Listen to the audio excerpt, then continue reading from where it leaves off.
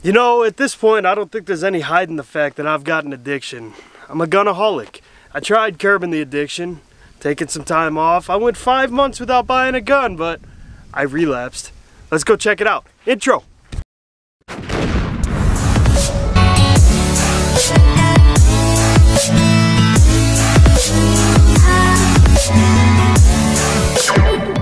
What's going on, guys, and welcome back to Big Apple Ranch. Welcome back to the range. I got another gun to show you today. I swear to God, sometimes I think a drug addiction would be a whole lot cheaper than a gun addiction.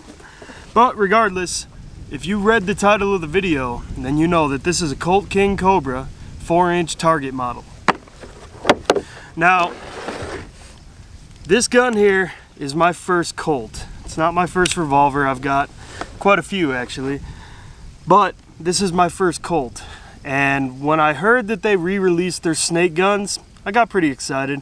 When I heard they re-released the Cobra, I wasn't all that excited. A 38 special only, I don't know, just something about that. I didn't really want that.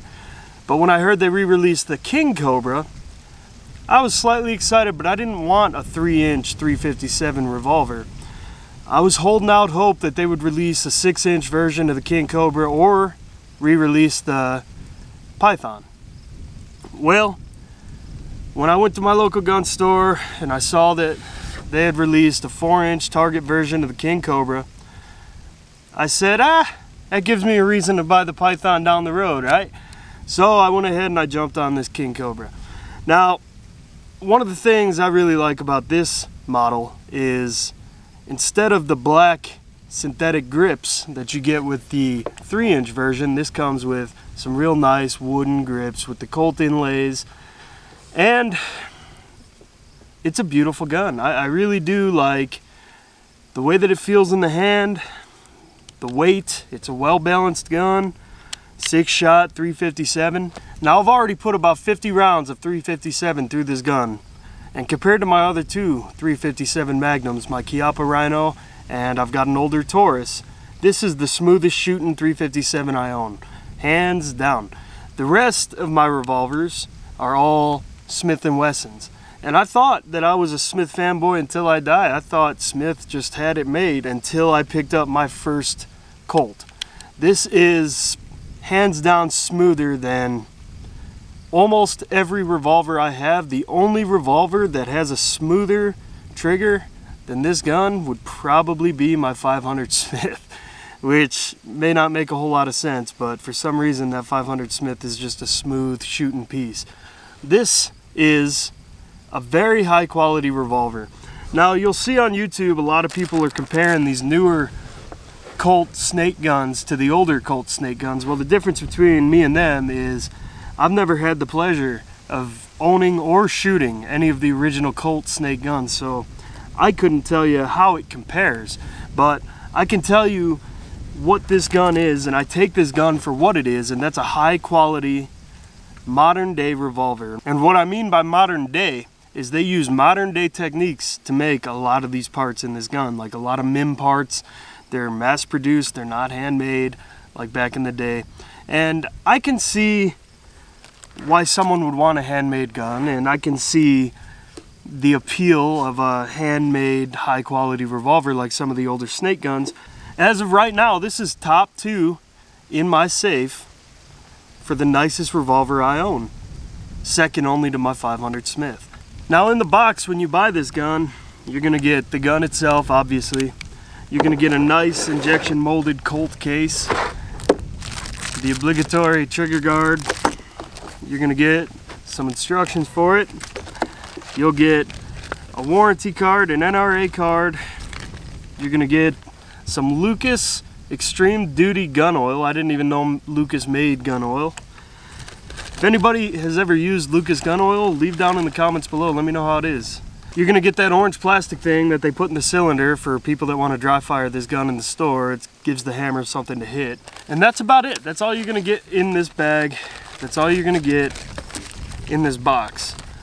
Now, I went ahead and I bought some more 357, and right now I've got some Federal 357 mag, and I've got some Aguila 357 mag that we'll be shooting today. I've also got some MagTech 38 Special, but for today I think I'm going to stick with shooting this 357 Magnum. But like I said, the fact that it's not a 6-inch, it kind of stinks, but it also gives me a reason to buy the Python when it comes out inevitably here in SHOT Show 2020 or 2021. You don't just start re-releasing your snake guns and then not re-release the one that probably is the most famous of all of them, thanks to the media, mainstream TV, The Walking Dead. Oh, it's Rick's gun. You don't just not re-release your most popular snake gun, you know what I mean? Well, I've got it loaded up with 6 rounds of Aguila 357 Magnum. I'm going to be taking a few shots at my silhouette down there at about 20 yards. And we'll see how she shoots.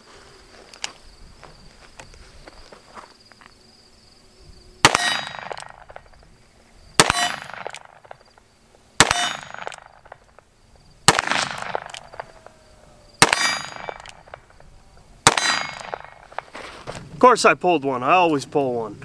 But one interesting thing to note about this gun is comparing to my other two 357 Magnums, this one has the most perceived recoil out of the 3.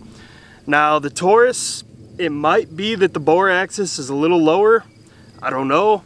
This gun is definitely heavier than the Taurus, but for whatever reason, it's snappier. That Taurus is also a 4-inch 357. Now my Chiappa, obviously it's got less perceived recoil. It's designed to have less perceived recoil.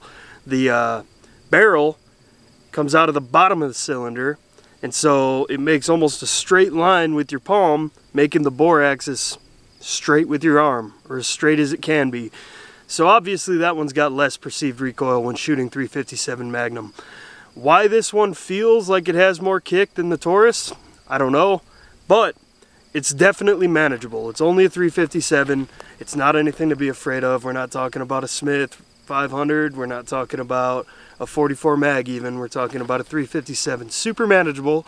You can find 357 off the shelf of any gun store and Walmart or whatever until they decide they're not selling ammo anymore, and then I stop shopping there. The beautiful thing about this gun is if you do have somebody who doesn't want to shoot the full 357 loads, 38 Special is a super viable self-defense round as well. It packs way less of a punch, way less perceived recoil, but it'll still put holes in whatever you're trying to put holes in. So 38 Special, if I had to plink with this all day, I'd probably be shooting that. Okay, I've got 6 more rounds of Aguila 357 in there. Now that last round I shot all single action. I'm going to go ahead and shoot this one all double action. This has got the smoothest double action trigger of all of my 357s by far.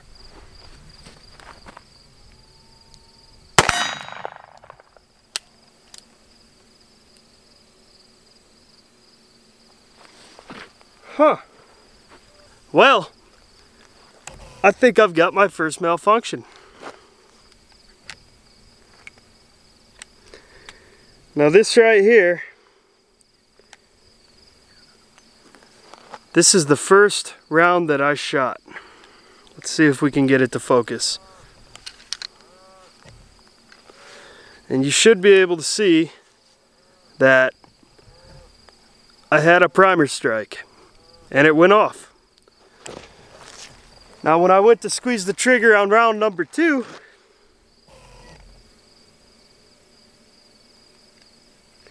the hammer definitely struck, but it struck left of the primer.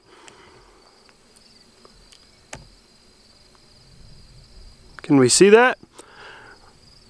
Right between the L and the A on Aguila, on the print at the back of the bullet. I hope you can see it. I've got a dimple.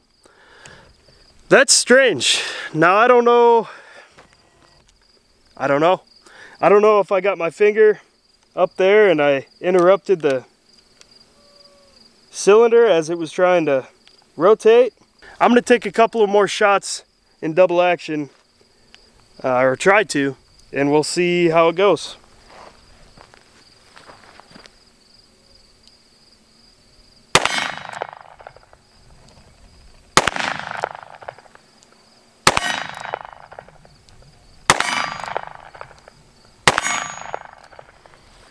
Well, that was weird. Like I said, I have about 50 rounds through this gun, maybe a little more, and I haven't had that happen to me yet. That's strange. It's strange because when I grabbed the cylinder, after that had happened, it wasn't locked up. I could freely rotate the cylinder. So, cylinder lockup going bad? It locks up just fine. I mean, I'm empty. It locks up just fine. No real movement, maybe just a little wobble left or right, but nothing front to back. That's a weird deal. I'm gonna have to load 6 more rounds and we'll shoot them double action again.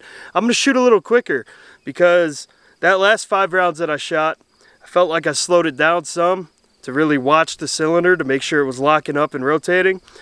And I feel like the first 2 shots that I took before, I may have been moving a little quicker. So I'm gonna load this up, 6 rounds, 357 a Gila, and I'm gonna shoot double action a little bit quicker than last time, just to see if I can recreate that. Okay, I've got 6 more rounds. Now for those of you that don't know, the scary part about what just happened is not that the gun didn't fire, but when you shoot a revolver, you're counting on the clockwork of the revolver. You're counting on it lining up with the barrel perfectly when the hammer falls onto that primer. Now, I hit the bullet left of the primer. Had it been just a little bit more right, I would have been out of rotation, probably shot the edge of the barrel with the bullet, and probably blew the gun up. That's a bit of a freaky deal, you know. You see videos about that all the time, but you just never really imagine it's gonna happen like that. So that's a weird deal. I'm gonna keep a real close eye on this gun. Obviously, I don't want to get hurt out here. Obviously, I don't want to blow up my nice expensive revolver. And if it's something that needs to go back to Colt, then it needs to go back to Colt. But trying to find a root cause of the problem is my next goal. Did I do it? Did I cause it? Maybe it was a half cock of the trigger. Maybe I let off and then got back into it and it messed up the rotation of the cylinder. I don't know.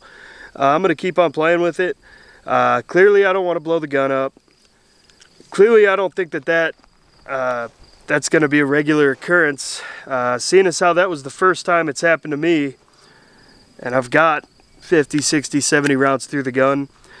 Granted, that's not a lot, but it did only happen once. So we're going to get back into it, and we'll see how she fires now.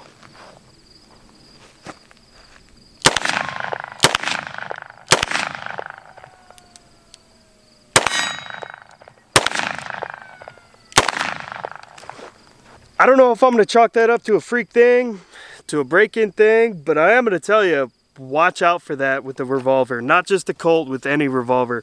You certainly don't want to blow your gun up. Another thing that you might have seen me do is, when I first had that happen, I kept the gun pointed downrange, and I did not pull the trigger again. Not very long, but for a few seconds. There's something that's called a hang fire. I'm empty, by the way. There's something that's called a hang fire that can happen, where you strike a primer and it's a slow burn, and it's not something that's ever happened to me. These mosquitoes are nuts. It's not something that's ever happened to me, but you read about it, you watch videos about it, you know about it. You strike the primer with the hammer and the gun doesn't go bang. And if you're not paying attention, you pull the trigger again. You strike the next primer with the hammer and the gun goes bang. Well, what you had was a slow burn on that other cylinder, and eventually the burn catches up. So that primer ends up burning the powder on a hang fire, and it does end up going bang. Not right away, but it does end up going bang. So if you ever do have an incident where you squeeze the trigger on a revolver and it doesn't go bang, you might take a quick second to wait, just to make sure that you're not about to rotate that cylinder, shoot another round, and then shoot the barrel off because the cylinder's rotated out of rotation with the barrel. So keep a close eye on that. I'm gonna go reload this and we'll shoot again. Well, all right, I've got 6 rounds at 357 Magnum. My gun is still empty. Now I'm gonna test another theory that I have with an empty gun. Shooting double action, I'm wondering if I didn't half cock the gun and then squeeze it again. Now I'm doing this a little bit dramatically, you know, but I'm wondering if I didn't squeeze the trigger, let it down some. No, it doesn't appear that would cause that. Well, I'm kind of beside myself with that. That's a weird deal. I'm gonna load it back up, double action again. This time I'm gonna take my time, aim for the target and all that. And I'm just gonna chalk that up to a freak deal, you know. This 357, these bugs, I'm telling you. These 357 Magnums, they pack a punch, you know. They are high pressure, it's a Magnum round. And I've actually owned 4 357s in my life. I only currently own 3. A long time ago, I bought a Taurus Poly Protector 357 Magnum. Now this was a polymer frame revolver, and I should have known better, but it was on sale at Cabela's, so I went ahead and I picked that up.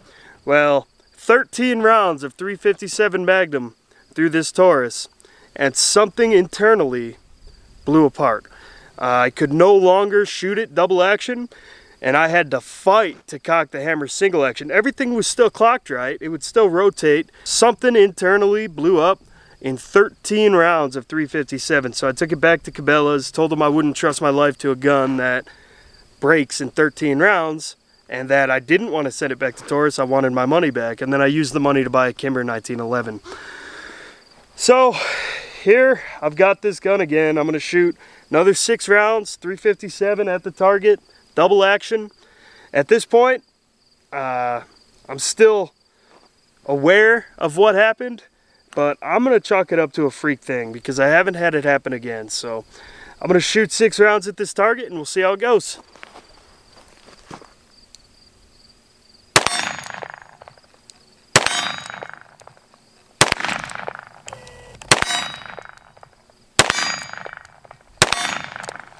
Well, 6 more rounds, 6 more really good primer strikes right in the center of the primer every time. So it really beats me, guys. Colt's known for making decent guns. I really don't think it was the gun, but if it was, it'll show itself again, and when it does, hopefully it doesn't blow the gun up. I really don't think it was the gun. I'm not seeing anything that would indicate any sort of wear like that on the gun. So I don't know. It's really good lockup. I couldn't tell you. All right, we're clear. Let's talk about the gun. Now, aside from that one issue, which is a big issue, I'm not trying to underplay the issue. You don't like to see that, especially not with a brand new gun, especially not with a gun like this. It's not cheap. You know, these are $1,000 revolvers, and you don't want to spend that kind of money to find out you've got an issue with your gun. That's a big deal. Not to mention what could have happened there. Could have been a lot worse than it was. So I'm gonna go ahead and call the gun okay. You know, that Aguila box has 2 more rounds in it, so I've got 98 rounds of 357 Magnum through this gun. Is 100 rounds enough to call a gun broke in? Probably not. Is 100 guns enough, or is 100 rounds enough to really trust the gun? You'll get varying opinions. Myself, in 100 rounds, I had 1 malfunction, right? Now, you would expect in an autoloader, in a Glock, or in a SIG, or pretty much any semi-automatic pistol, you would expect to have, you know, a failure to feed or a failure to eject, something like that within your first 100 rounds. That is considered a break-in procedure of a gun. So in 100 rounds, I've had 1 malfunction with this gun. That makes it a 99% reliable gun. I'm gonna chalk it up to the break-in procedure. I couldn't reproduce it no matter what I did, so I'm just gonna go ahead and call this gun safe. Now, that aside, this is a really smooth shooting gun, both double action and single action. Single action, you've got a very light trigger pull. Double action, it's heavy, it's supposed to be, but it's just smooth as glass. There's no grit to the trigger. It's just smooth all the way till it breaks. It's a nice trigger. Like I said, it feels good in the hand. A lot of perceived recoil compared to the other 357s I've shot. But that aside, that may just be the bore axis of the gun. You know, it does feel a little snappier. It wouldn't surprise me if this has the highest bore axis of all of my 357s. Alright, I got her loaded up one more time. 6 more rounds. I've got 2 Aguila to finish off that box, and I've got 4 Federal to start into that one. I'm going to shoot this one single action. It's got such a crisp, light single action trigger that it's just a joy to shoot.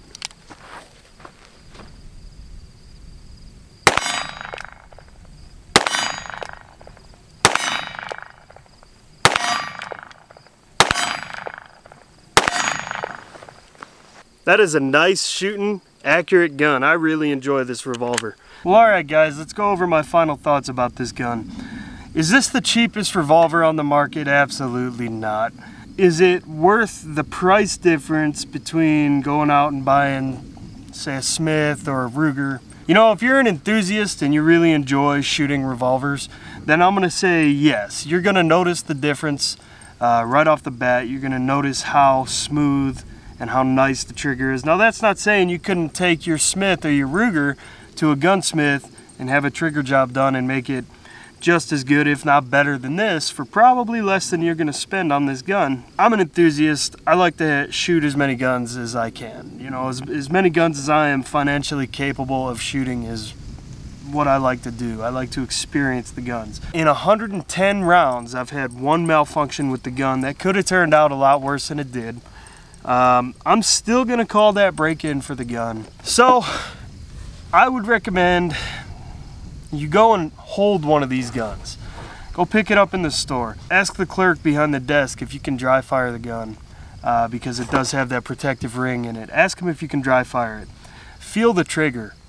Before you make a jump into a purchase like this, you really want to make sure the gun fits you. You know, I picked up this gun and I loved the way it felt in the hand. I loved the balance.